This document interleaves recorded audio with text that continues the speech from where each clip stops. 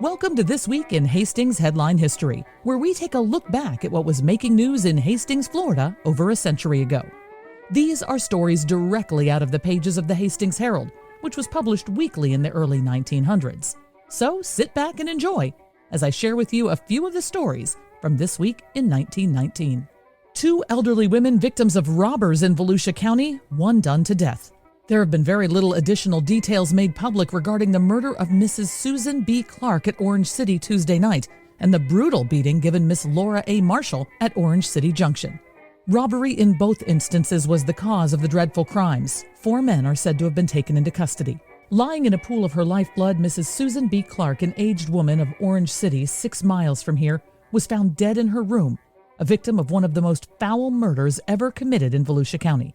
Mrs. Clark owned a store on the principal street of Orange City and occupied rooms above. When she did not appear at the store this Wednesday morning, neighbors broke in her door and found her body.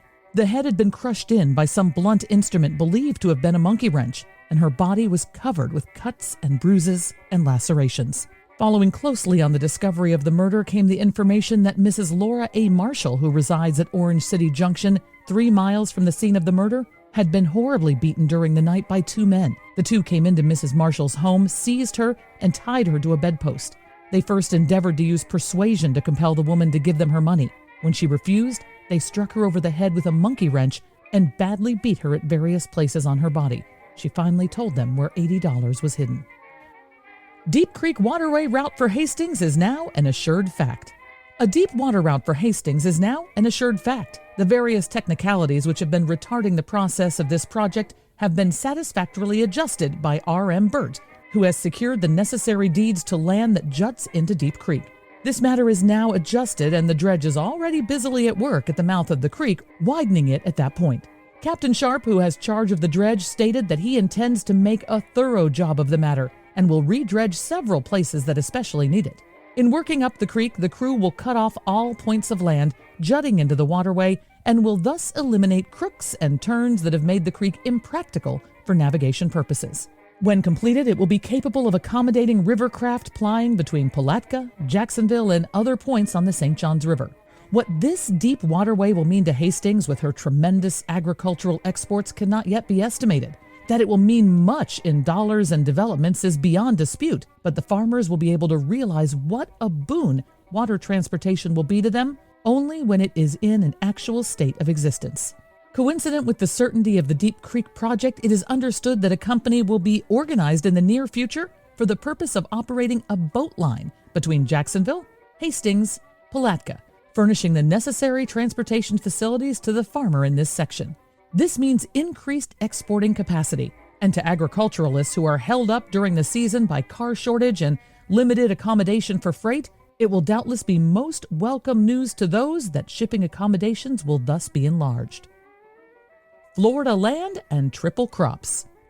A.B. Bennett of Moultrie, who is farming in that section of St. Johns County, brought to the office of the Evening Record on Monday afternoon specimens of gigantic sugarcane that reflect credit on Mr. Bennett as a farmer and also speak well for the land he cultivates. The cane stalks measure 12 feet to the tip of the tassel, and of this height, 8 feet are matured cane. Mr. Bennett says the splendid cane, which is so unusual in size and quality, was grown on land which had already this year produced 2 crops, one of Irish potatoes and one of cowpeas. Mr. Bennett should include some specimens of his sugarcane crop in St. Johns County exhibit at the State Fair in Jacksonville, for this is worthy of note in any big farm display. Trapped possum. E.R. Joyce trapped a big possum at his home on Orange Street on Wednesday night.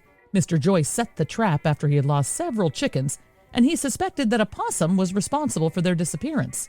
The beast was captured alive, and it was presented to a friend who has a fondness for this kind of game.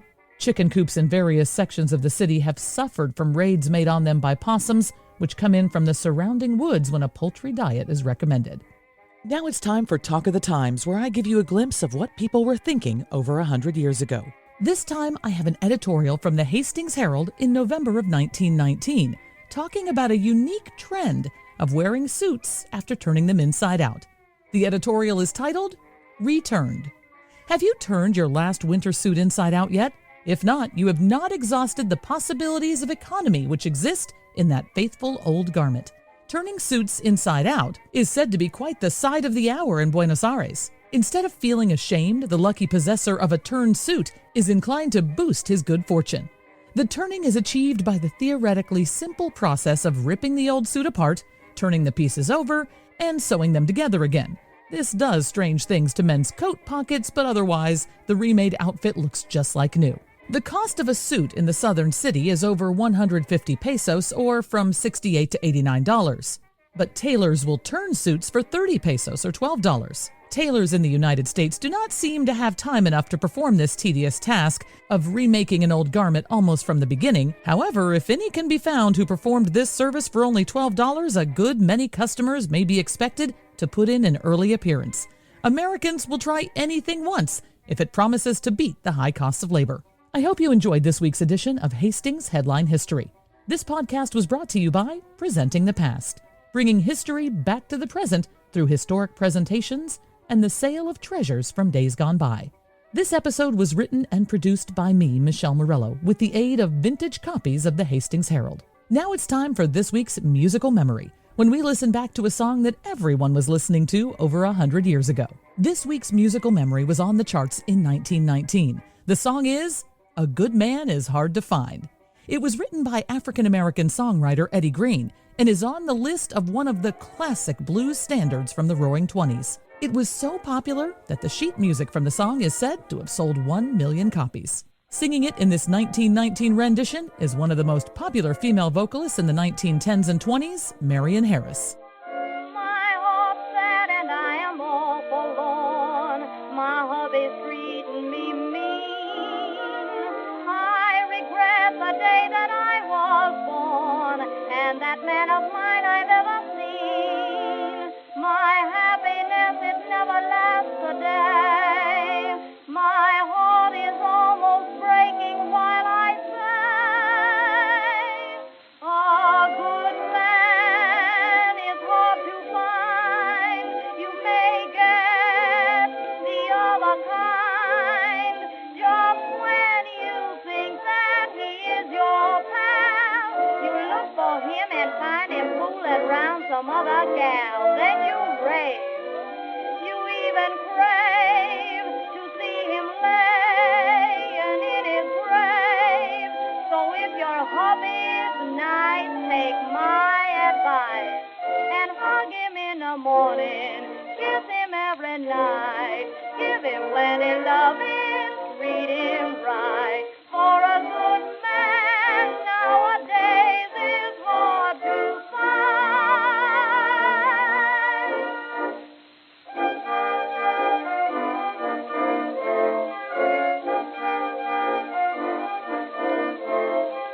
Yesterday my heart from care was free. I sang all through the day.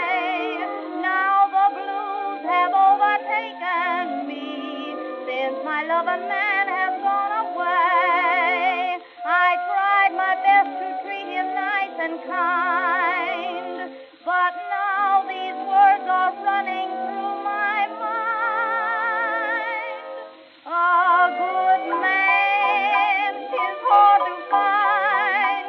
You may get the other kind. Just when you think that he is your pal, you look for him and find him fooling around some other gal. Then you rave. You even crave to see him laying in his grave. So if your hubby's nice, take my advice and walk him in the morning and find out where he goes and take away his money, even lock up all his clothes. 'Cause a good